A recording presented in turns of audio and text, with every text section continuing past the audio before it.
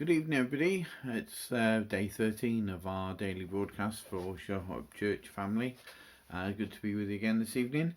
Hope that we can encourage each other. It's good to have responses from you in saying how these little broadcasts have been an encouragement, and that's really good. Thank you for that. We try and keep going. Well, we must keep going, eh? That's the point. And so, just to let you know that we're both well and not quite enjoying the sunshine, but there we are. Never mind. We're okay, so that's good news. And again, good news from our good friend Catherine Brown in Scotland, who continues to make a recovery after being so poorly. So that's good as well, isn't it? I've been in touch with quite a number of folks from Sure Hope Church family today. Phoned them this morning, and we seem to be all good, which is great. We give God thanks for that, and realise that as these days continue and the reports off the press as to how serious it could well get in the coming weeks, we must make sure we keep in touch with each other and keep encouraging one another in what God is doing. That's really great. I wanted to read Psalm 4 this evening because I believe that we will need to know again David's example, that relationship which we've talked about over recent weeks as to how he knew the Lord so intimately and so personally. When he said the Lord is my shepherd, he knew what it was to have that personal, very, very personal, direct encounter with the shepherd that definitely changed everything in his life. And so Psalm 4, he says, "Answer me when I call to you, O my righteous God. Give me relief from my distress. Be merciful to me and hear my prayer." There's a lot of people crying out to God in such terms today. Sadly, a lot of them would be crying out without that relationship, without that personal knowledge. But you know him, I know him. We have that personal relationship, and so we cry out and we can say he's a righteous God. All his ways are righteous and all his ways are just. And so in that we're recognizing a great and holy God who knows how to give good gifts to his children. Verse 2, "How long, O men, will you turn my glory into shame? How long will you love delusions and seek false gods?" Think about that, Selah. Just consider that for a moment. How long will men continue in their desire for personal gain and profit? How long will they continue to believe the lies, the lie that's been fed into society, into our schools, that God doesn't exist? Everything, the way that evolution is taught as fact and not a theory, everything that's taught to put God out of the picture. How long, David says, how long are you going to keep believing that? How long are you going to try and fight through life on your own? Sail single-handedly, as I said on Sunday. How long are you going to keep believing these delusions and these lies and seek after false gods? How long? And then he says, verse 3, "Know that the Lord has set apart the godly for himself. The Lord will hear when I call to him." Sorted. He will hear when I call him. And I'm calling to him. Maybe you need to call to him tonight. And many have. That wonderful testimony I shared on the WhatsApp yesterday of that pastor from Northern Ireland, from Belfast. I think it was called the church was called the Ark. And a wonderful testimony of how God came to him and met with him through the cleaner that had come into the ward. That was absolutely tremendous. If you missed it, look back on the feed, WhatsApp, on the general information, and you'll see it there. It's on Facebook. It's got done the rounds, I think. I spoke to somebody. I spoke to Jenny, actually, Jenny McCurry, up in Scotland. Some of you remember Jenny, who came with Shirley with the Blessed to Be a Blessing mission to Africa, and Jenny was part of my worship team in Kilmarnock.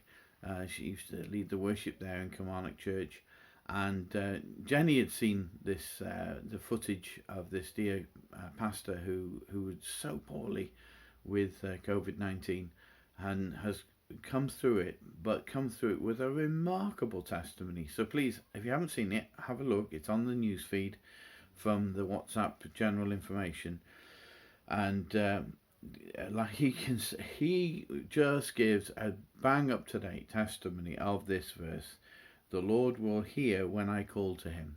And so specifically, I won't spoil it. If you haven't seen it, I won't say any more, because I'll let you watch it, and you will be astonished how specific God is when you call to him and when you ask specifically. Wow. It says, verse 4, in your anger do not sin. When you are on your bed, search your hearts and be silent. Selah. Think about that. Now, in my Amplified Bible, if you remember, the Bible for the hard of hearing, no, that's not true. It gives a little bit of an insight on that verse, because when I read it, it just made me think.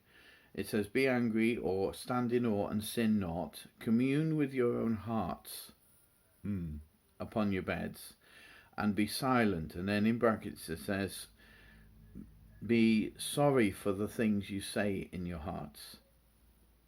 To pause and calmly think of that. So rather than reeling off all the things that everybody else has done to you today when you're lying on your bed before you go to sleep, just give it a moment to think of what's been going on in your own heart first. Good practice. Yes, I think so. Then he says, verse 5, offer right sacrifices and trust in the Lord. Many are asking, who can show us any good? Let the light of your face shine upon us, O Lord. You have filled my heart with greater joy than when their grain and new wine abound. Now, interesting to read up about that word heart there. It's like the word translated heart in Proverbs 4, about guard the wellspring. Guard the wellspring of life. Your heart. Guard your heart. It's the wellspring of life, remember? Well, here it is. You have filled my heart, my spirit, the real you, with greater joy than when the harvest comes in and everybody's thrilled because there's a huge amount of grain and new wine. No, he's filled you with greater joy than that. He's filled not just your mind, but your heart, your spirit. Filled your spirit with greater joy. And then it says, we're back to going back to bed again. Good job I'm doing the little word for today in the evening, isn't it? I will lie down and sleep in peace. And I don't know your situation, and I trust that in and through all this, you are knowing the peace of God that passes all human understanding. As a lot of people are struggling right now, that we've been in isolation for over a week, and folks are not getting the human interaction or contact with others, and it's beginning to show and it's beginning to build, and in that some people are struggling, particularly when it comes in the evening to sleep at night. Their minds are whirring away, but David says, I will lie down and sleep in peace. No questions about it. Why? How David, how can you do that? How can you say that you tonight are going to lie down and sleep in peace? It's a done deal as far as David's concerned. That's what's going to happen. I'm not going to do a lawnmower impression in the bed. Turn, toss. No. I'm going to lie down and sleep in peace tonight. Maybe you need to say that now, before you go to bed. having used this psalm as an example of dealing with the issues of today, maybe you've been a bit fractious with somebody, or maybe you just, patience. I mentioned it last week. Patience is going to be a virtue, because we're all going to need it.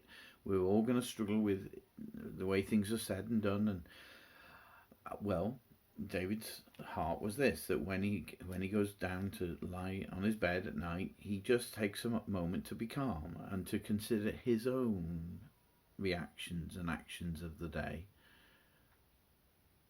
and if necessary, just ask the Lord, forgive me, Lord, I didn't mean that. And that would be good for all of us, definitely.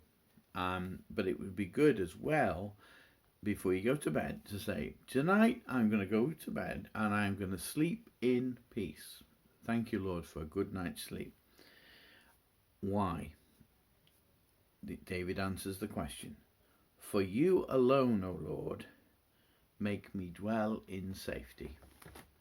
You alone, O Lord, make me dwell in safety. I'm living in a safe place. I thank God for that safety. You thank God for that safety. I'm dwelling in a safe place. I'd love to know where he actually wrote that. I wonder whether in fact it was out in the field somewhere, in a cave. Maybe he was hiding from Saul. Maybe I need to look that up. Where was it when he wrote that? Because wherever he was, it may have seemed on the surface of things not to be that safe. But he's making a declaration. Where I lay my head tonight, wherever that might be, I'm going to sleep in peace. And I can do that because God alone is my safety. He's your safety too.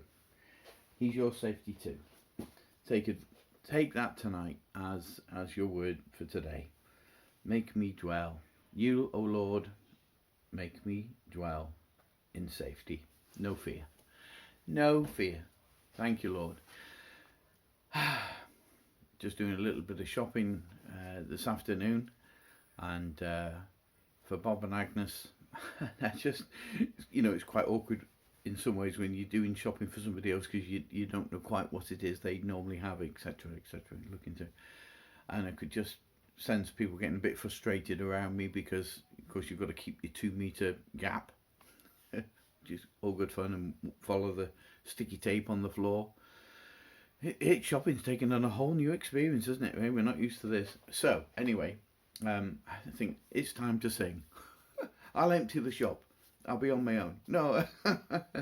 So, I thought it's time to just start singing, and quietly. I didn't raise a loud voice. Maybe that day will come, but just for those that were obviously getting a wee bit close, and maybe just coming a bit too close for the 2 meter rule, because I was obviously having to spend a little bit more time looking in detail at what's this and what's that, and you're not supposed to touch anything unless you're buying it, which makes it even more tricky. But anyway, that's another point.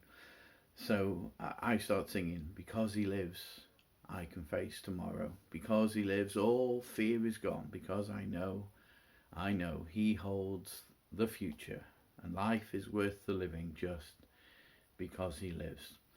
There was a fabulous clip that was on Facebook, and I shared it, from Brazil.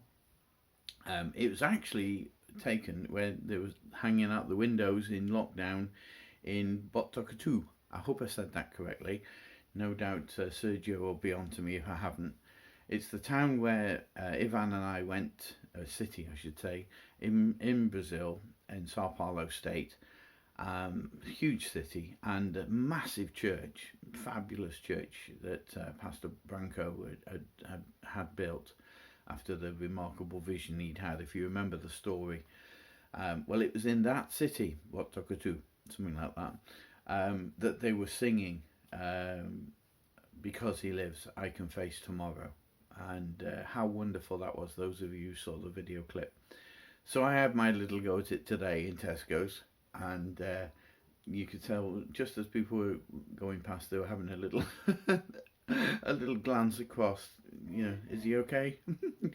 Has he got a temperature?